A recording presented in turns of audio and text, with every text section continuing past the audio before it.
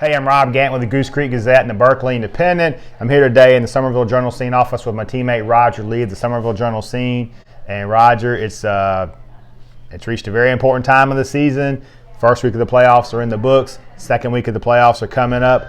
Before we talk about those games, though, let's mention our players of the week. Who are your two guys? Brody Hopkins, receiver for Summerville, had 116 yards and a touchdown receiving. Also factored into the game in other ways, had a fake punt for a first down, a lot of return yards. And then for Fort Dorchester, linebacker Justin McElveen had 17 tackles, 2 sacks, and I think a total of 7 stops in the backfield. So tremendous game for that guy. All right. On my side of things in Berkeley County, it was Corey Moreau, receiver, defensive back for St. John's Christian. He had 2 touchdown catches, and he returned 2 interceptions for touchdowns in a 44-32 win. Another guy is Emmanuel Mukwamu, the quarterback at Goose Creek. He accounted for 7 total touchdowns. Hurricane Manny went off on West Florence. He threw 2 touchdowns. Actually, threw 4 overall. He threw 2 to Damon Muzan.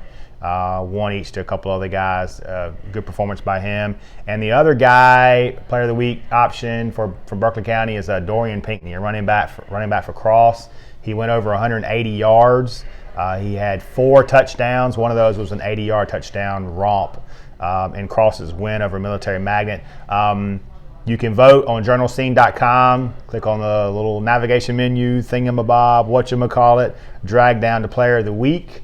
It would be for week 11, I think. Click on the one you want to win. And if you haven't registered, you'll have to do that. But once you do, you'll be entered to win a tailgate package. 5 good options to choose for this week's Player of the Week. Berkeley counties are clearly better than what happened on the other side. So go Berkeley County. So you're not impressed by 17 tackles at all? Not really. I mean, no. Okay. All right. No, not at all. No, actually, I know McElveen's parents, and they're really good people. So if you're going to vote for somebody over there, vote for him. Although Brody Hopkins is having a good year. He's pretty good, man. That guy can play. All right, well, I guess we'll start out on my side of things. Normally, we kind of throw it over to you, and you wax poetic about Dorchester County. But we're going to start out on my side of things.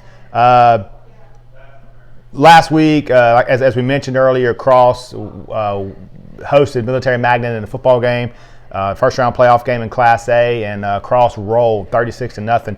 What's special about that was they recorded back-to-back shutouts, the Trojans did, for the first time since when? Do you know? 2012. Wrong. 2013. The Cross Trojans went back-to-back with great defensive efforts. They hit the road this week to Baptist Hill. Revenge is a bit of a factor. They played earlier this season, and Baptist Hill ended up winning 22-14. That game was in Cross. This one will be in Hollywood on Friday.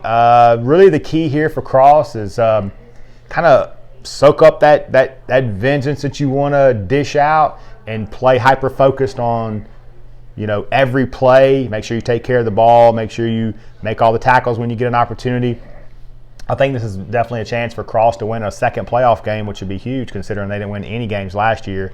If they win, I think they'll travel to Lakeview. I think Lakeview has to beat somebody, but I think Lakeview is the better of the next 2 opponents. All right, yeah, and Timberland knocked off Latta 41-8 in the first round of the 2A playoffs. Not really a shock there.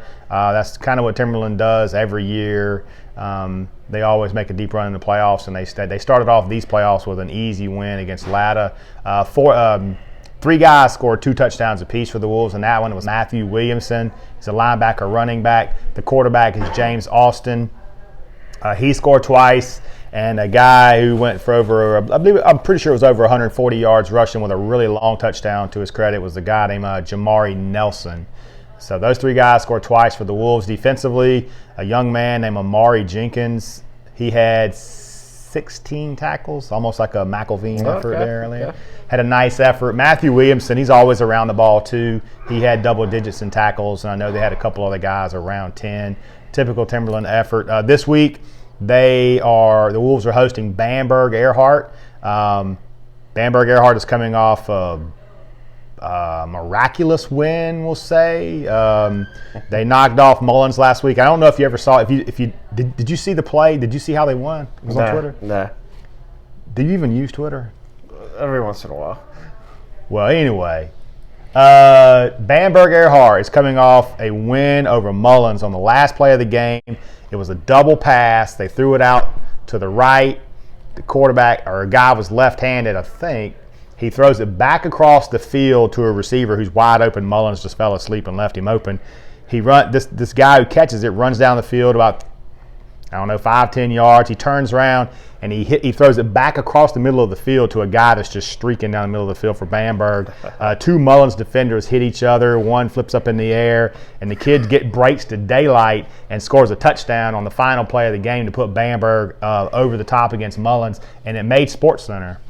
Well, I'll be on Twitter looking at it later today. You need to see the play. It's interesting. I don't know if we need to call that would you call it the miracle in Mullins or the meltdown in Mullins? I guess it depends on Either one probably fits. Yeah. Check that out on Twitter if you haven't seen it. Bamberg Earhart scores last play of the game.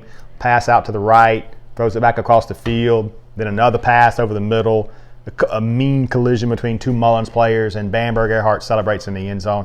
They got to roll into St. Stephen off an emotional victory like that. They would have been behind the 8 ball anyway. I think Timberland is the better of these two teams here, and really all Timberland has to do is could be brutal cold on Friday night, but if they take care of the ball and just be Timberland, I think they're going to win the football game, and they're going to advance to the third round of the playoffs, which would be a road trip to Barnwell, who put them out of the playoffs last year. So there's some revenge brewing for the Wolves. It's cold. I can't get the words out. Let's see here. One other game I want to mention, and I went to this game, and St. John's Christian took out Clarendon Hall 44-32. It was a back and forth, knockdown, drag out. The key here, really the big thing here for St. John's Christian was they hadn't won a playoff game in a few years. They got out there and they played pretty well. Corey Moreau, as I mentioned earlier, he had the 4 touchdowns, and they feel like they're playing pretty well, and they're heading to Richard Wynn on Friday for the Skeeza 8-man semifinals. If they win that game, they advance to the championship. I'm assuming that will be Andrew Jackson they play. Andrew Jackson has to beat Palmetto Christian, but Andrew Jackson is the Alabama of Skeeza, or is it the LSU? I think you'd have to go with the LSU. I think Andrew Jackson is the LSU of Skeeza. So Andrew Jackson probably awaits in the championship game on November 22nd. That's at a neutral location. The deal here for St. John's Christian is Richard Wynn is the team that will try to grind you down, kind of like the old Goose Creek Gator football teams. Old school football, just downhill, try to lean on you and wear you out physically over the course of the game. So that's what St. John's Christian is up against here. If they take care of the football and don't help them out, St. John's Christian will definitely have a chance to win this football game. Richard Wynn is very good. Both teams St. John's Christian is 9-1. Richard Wynn is 8-1. So it's going to be a collision of two colossal 8-man opponents. Look for that one to be a close one and an exciting one. Well, I have two other things to mention. Cane Bay made the playoffs last week. They were eliminated by Carolina Forest, 42-7. One other team of mine, Northwood Academy, went up to Trinity Burns and didn't fare very well either. So their season is over. Now we're to these are the co-games of the week for us. Berkeley loads up the buses, goes to Fort Dorchester. Goose Creek welcomes Summerville into the swamp. I'm going to turn it over to you now to let us know what you think, and then come back to me and we'll finish up. All right. Well, both the teams in Dorchester County, they're still alive in the playoffs, are kind of hitting a little groove, so that's good. Summerville had a 14-10 win over Lugoff Elgin. Am I pronouncing that right, correct. Rob? That is correct. All right. I think Lugoff played them better than some people thought they would. It was a great defensive game. Summerville blew a couple of opportunities, fumbled the ball, trying to get into the end zone, and Lugoff recovered.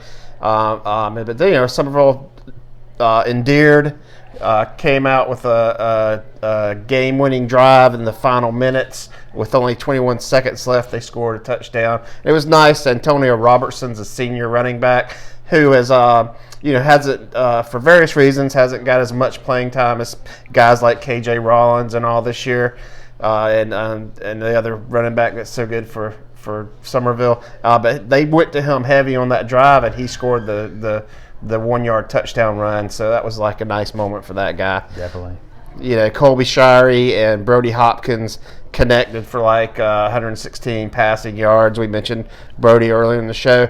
Roan Shaver and Jaden James both had interceptions for the Green Wave. That was big in that game. Luke Taylor, linebacker, was all over the field, had at least 2 sacks. Don't have the defensive stats for that game, but I know I saw him in the backfield a lot. So they go into Goose Creek this week. That's the team they didn't play because of the hurricane. The Gators are also hitting their stride. I think people can look for a great game in Goose Creek this week. Summerville is basically just going to have to play one of its best games of the year. They're going to have to protect the football. They're going to have to, hit some big plays, and they probably will try to see how they can run against Goose Creek. I would think because they've had a strong rushing game this season that's worked all year. But what do you think about the Summerville Goose Creek matchup?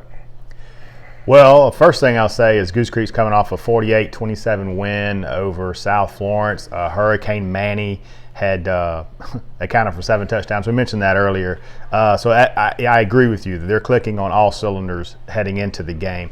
What do I think about this game? I know that the Gators are really excited about the opportunity to play them, but they were supposed to play earlier this year. They couldn't make the game. I know Goose Creek even offered its field for the game. When Hurricane Dorian came, and Goose Creek said they were ready to play on that Monday. Summerville didn't want to play, which I don't know if I'll blame them, but if I'm Goose Creek, I'm thinking they were dodging me, they were ducking me, like you see that in boxing all the time. One boxer ducking another. I wouldn't think that was the case, but go on. Hey, the term ducking exists for a reason. But no, as far as this game, this is kind of how I see it going. I think Goose Creek is the better football team. However, I will say that Summerville is a very proud program. They do have a very good football team. They wouldn't be in the second round of playoffs if they weren't. So Goose Creek has to take care of the ball, not help them with penalties. And I think another big key really for Goose Creek is especially the defense. They got to find Brody Hopkins and put him in a cage and don't let him out. You have to minimize the big plays that young man will make. Last year he made 2 big long touchdown catches on them. And the Goose Creek offense turned it over 4 times, and Summerville won that game 34-0 last year. Don't want to leave these stats out. Defensively, obviously, the Gators are much improved than they were last year. Kind of a credit goes to just really getting after it. They have over 100 tackles for loss this season. They've scored 3 defensive touchdowns. They've got a lot of guys making an impact. Right there in the middle, you've got Andrew Allen and Naheem Simmons. They're the 2 leading tacklers. They're the cornerstones.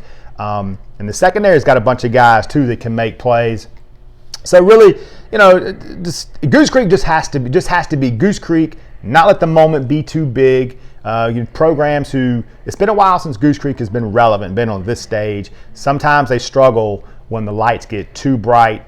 I don't know if I really don't anticipate that Friday night. I think Goose Creek's receivers will have a field day. It's just I just think that's a heck of a matchup in favor of the Gators. But you wonder a little bit when a team hasn't won in a while, how are they going to do in the second round of the playoffs? The lights are bright. It's Summerville, who has great tradition. That would concern me a little bit. But how I see it going, Goose Creek's going to win the football game. They're going to win the turnover margin. They're going to keep Brody Hopkins in a cage, and Goose Creek's going to win the football game probably 35-21. The thing about this particular matchup, even back when Goose Creek was just the hands-down favorite to win the state title every year, they had some really tight games with Summerville. Mm-hmm. Summerville, I think they upset them once around that era, and and the other games came out the Gators' way. But look for the Summerville Green Wave to show up and play this week. I mean, Hopkins, you say I got to box Hopkins up. Well, everybody knows that, but nobody's been able to do it yet. That's right. And they've got enough players on defense. They've made a lot of interceptions this year, and I think they're just getting, as the season has gone along, they've got better pressure up front.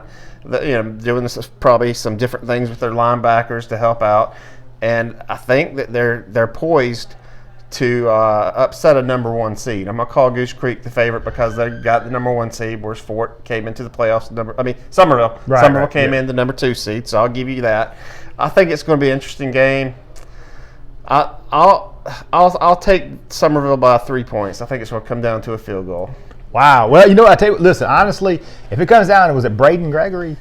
Braden Gregory's their kicker. Yep, he's one of their kickers. I'll tell you. I will tell you this: if it comes down to him and he's got to make a kick, I trust that guy. Braden Gregory is really good.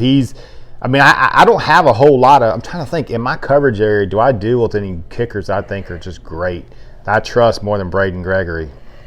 He's been pretty consistent. Oh man, right now, yeah. Honestly, that's actually a key to this game, and also the next game we're going to talk about. Look, if you're a 5A kicker, I know it's cold. I know it's the playoffs, but if the snap is good and the hold is good, put the ball through the sticks on an extra point. That actually, I'm glad you brought that up because that could be a key this Friday, a missed extra point or a missed short field goal. The Gators don't have a field goal kicker that's any good? What I'm trying to say is I have seen some kickers from some teams, for some reason, struggle to put the ball between the sticks from 20 to 25 yards, and that can't happen in 5A football. So, yeah, I don't know what Gregory's stats are, but I don't remember him blowing a game or anything like that. I think he's been doing pretty well. No, I know he did last year. Every time I've seen the kid kick, he's been money. So I don't know what his stats are, but if it's a tie game and Braden Gregory runs out there to kick it, just go ahead and go into the next round because he's going to put it through the sticks. I'm not a Dorchester County guy. I'm not a Summerville guy, but I've seen that guy kick, and in a high school situation like that, I would trust him. All right, one more game. Fort Dorchester hosting Berkeley, right? Yeah. Yeah. Well, let me tell you a little bit about what Fort did this week. Yeah. They ended up winning 31-3 over Lexington, which was a strong number 3 seed. Odd thing about that game, Summerville, it was a 6-0 lead at the end of the first quarter, which is not what those fans at Bagwell Stadium are used to. So everybody probably heard that score over the PA systems around stadiums, around the state, and was like, whoa, what's going on with Fort Dorchester? But then, they scored 3 touchdowns in the second quarter, back to the same old Fort squad. DeAndre Saab, quarterback / running back, had 120 rushing yards and a touchdown. Keith Desishire was big in the return game. Fort only passed, I think it was less than 30 yards in that game. A little bit odd, but, I don't expect that trend to continue in the third round or second. Yeah, we're going into the second round. They haven't made it through the second round yet. Yeah. We'll get to that. Second and third round. Okay. But we mentioned McElveen had a big defensive gain. Defensive end Emmanuel Johnson, linebackers Maceo Montgomery and Jaden Gardner both had 12 tackles and at least 1 sack. You could go on and on. I think Brandon Johnson, the other Johnson, had like 10 tackles. Just a stellar defensive effort. They were really hoping to shut Lexington out, but then Lexington squeezed the field goal in there, which was almost blocked, I'm told. I wasn't there to see that, but I was told they almost blocked that and almost shut Lexington out. That being said, Berkeley lost to them 44-0 earlier in the year, but everybody knows it's not going to be the same feel at this game. Berkeley has had a full season to get players in maybe certain positions where they were younger. They probably matured. Still like Fort in this game. Their defense is just too strong. I look for their offense to kind of start clicking again because it's going to be Berkeley. The last thing they want to do is be upset by a local low-country team in the playoffs. I really think Fort's going to have a strong game, but maybe not win by such a one-sided margin. I'm thinking I'm going to take Fort Dorchester by 2 touchdowns. What if I told you were wrong? Okay, tell me why I'm wrong. I didn't say you were wrong. I said, what if I told you were wrong? Were you going to hit me or something? I might tell you you're it's always right. an option. You are a Georgia fan. I'm a Clemson fan. I understand. You know what? I mean, I really agree with what you said there about it being a very close competitive game. I believe it's going to be a very close competitive game, and this is why. One, Berkeley's quarterback has got a lot more games under his belt. When they played the first time, they were a train wreck. The offensive line didn't have a good game. That's a credit to Fort Dorchester's front seven. But at that time, they were having some quarterback, not problems, issues. Willie Chisholm had just not played yet. So I think that was his first game against Fort Dorchester. That seems right, yeah. But he's played about 5 or 6 games since then. He's kind of gotten it dialed in. And listen, don't underestimate the power of revenge and motivation. There's just countless examples out there of where a team, well, let's take Berkeley, for example. Berkeley beat Summerville in the regular season last year, lost to them in the playoffs. I mean, Clemson beat Alabama in the 2016 National Championship game. 2017, Alabama was angry and beat up the Tigers. I'll even go back to the old school. Y'all don't know. Hey, listen, it's going to be hard to believe, but I actually could play some basketball back in the day. One day we played this team in the regular season. It was like rec league, and they hammered us. And then we wanted to get them in the postseason, and we got them in the postseason tournament. And because they hammered us so bad in the regular season, we were ultra locked in. Like we were motivated by vengeance, but we also knew that we had to do all the little things right to win the football game, or basketball game, take care of the ball, make good passes, good shot selection, really play with some fire on defense. And I think that's kind of what Berkeley is going to have to do on Friday. They're going to have to do all the little things right. They're not going to be able to turn the ball over. For the love of God, they've got to make some extra points and field goals if it comes down to that. They got to stay away from penalties. And one other thing, they really have got to try to establish a run game, get something going against Fort Dorchester's front seven.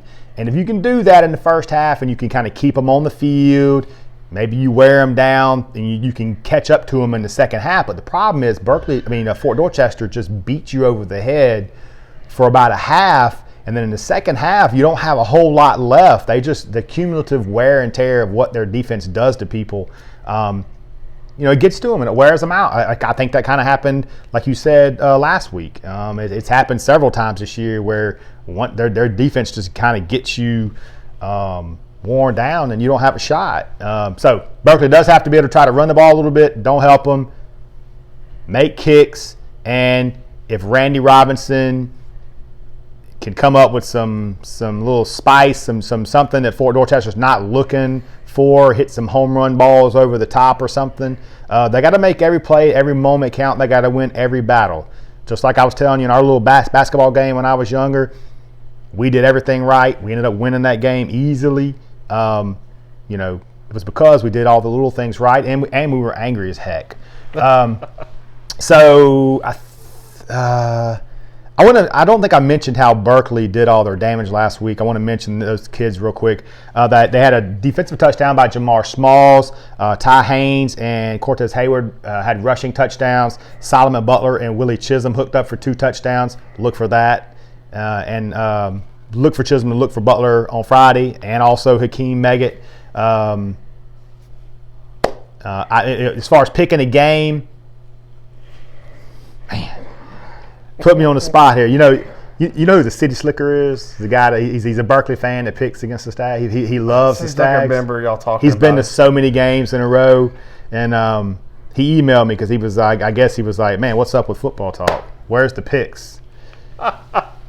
So Slick, this one's for you, big guy. It's never been just about the picks, though. We're not one of those shows. Oh, there'll be lots of kids. There are lots of people who want you to pick against them. And here we go. I'm going to do it. It's going to be tough to do.